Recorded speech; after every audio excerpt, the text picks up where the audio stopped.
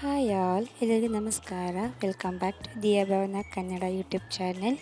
ಇವತ್ತು ನಾನು ಸಿಂಪಲ್ಲಾಗಿ ಬ್ಯಾಚುಲರ್ಸ್ ಕೂಡ ಹಾಗೂ ಬಿಗಿನರ್ಸ್ ಕೂಡ ಈಸಿಯಾಗಿ ಮಾಡ್ಕೊಳ್ಳೋಂಥ ಪೆಪ್ಪರ್ ಡ್ರೈ ಚಿಕನ್ನ ಹೇಗೆ ಮಾಡೋದಂತ ತೋರಿಸ್ತಾ ಇದ್ದೀನಿ.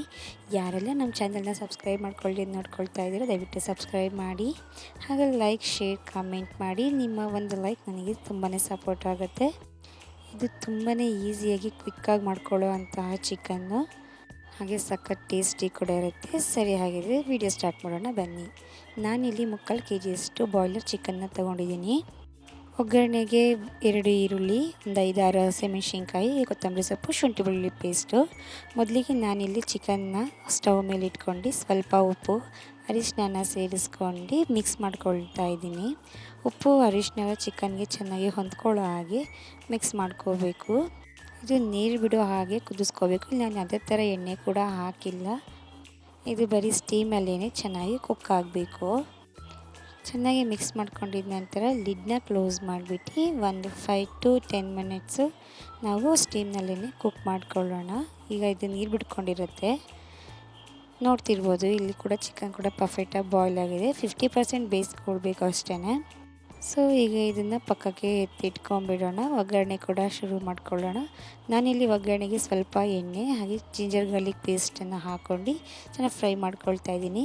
ನಂತರ ಇಲ್ಲಿ 1 ಕಪ್ಪಷ್ಟು ಕರಿಬೇವು ಸೊಪ್ಪನ್ನು ಕೂಡ ಎಣ್ಣೆಯಲ್ಲಿ ಹಾಕಿ ಫ್ರೈ ಮಾಡಿಕೊಂಡೆ. ಹಾಗೆ ಒಂದು 5-6 ಹಸಿಮೆಣಸಿನ್ಕಾಯಿ ಕೂಡ ಕಟ್ ಮಾಡಿ ಇಟ್ಕೊಂಡಿರೋದನ್ನು ಕೂಡ ಸೇರಿಸ್ಕೊಂಡು ಫ್ರೈ ಮಾಡಿಕೊಂಡೆ.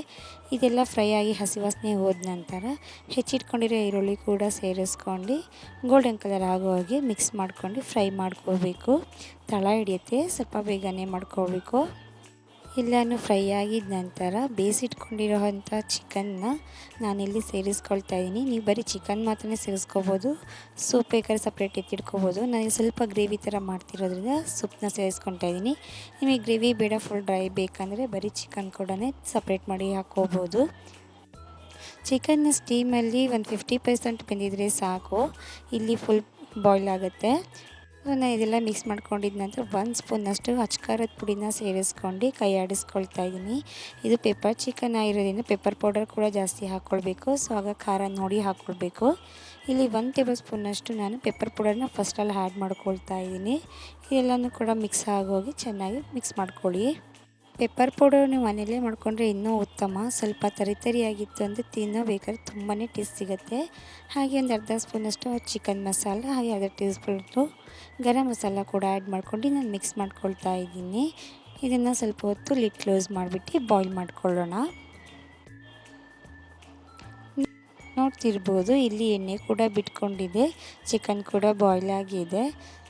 ಈ ಟೈಮಲ್ಲಿ ಇನ್ನೂ 1 ಟೇಬಲ್ ಸ್ಪೂನ್ನ ಪೆಪ್ಪರ್ ಪೌಡರ್ನ ಆ್ಯಡ್ ಮಾಡ್ಕೊಳ್ತಾ ಇದ್ದೀನಿ. ಹಾಗೆ ಎಲ್ಲನೂ ಕೂಡ ಮಿಕ್ಸ್ ಮಾಡಿಕೊಂಡೆ. ಒಂದು ಸಣ್ಣ ಗಾತ್ರದ ನಿಂಬೆ ಹಣ್ಣನ್ನು ಪೂರ್ತಿಯಾಗಿ ಇದಕ್ಕೆ ಹಿಂಡ್ಕೊಬೇಕು. ಇದಕ್ಕೆ ಮೇನ್ ಇರೋದೇ ಪೆಪ್ಪರ್ ಪೌಡರ್ ಹಾಗೆ ಹುಳಿ, ಎರಡೂ ಕೂಡ ಜಾಸ್ತಿನೇ ಇದ್ದರೆ ಇನ್ನೂ ಟೇಸ್ಟ್ ಚೆನ್ನಾಗಿರುತ್ತೆ.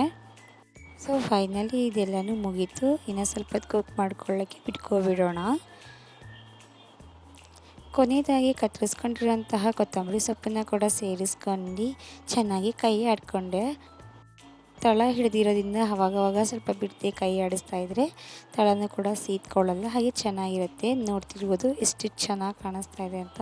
ಹಾಗೆ ಟೇಸ್ಟ್ ಕೂಡ ತುಂಬಾ ಸೂಪರಾಗಿತ್ತು.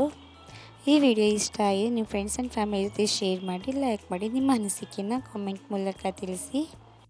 ಮತ್ತಷ್ಟು ವಿಡಿಯೋಗಾಗಿ ದಿಯಾ ಭವನ ಯೂಟ್ಯೂಬ್ ಚಾನಲ್ನ ತಪ್ಪದೆ ಫಾಲೋ ಮಾಡಿ. Thank you for watching. ಮುಂದಿನ ವಿಡಿಯೋದಲ್ಲಿ ಸಿಗೋಣ ಇನ್ನೊಂದು ಅಡುಗೆಯೊಂದಿಗೆ.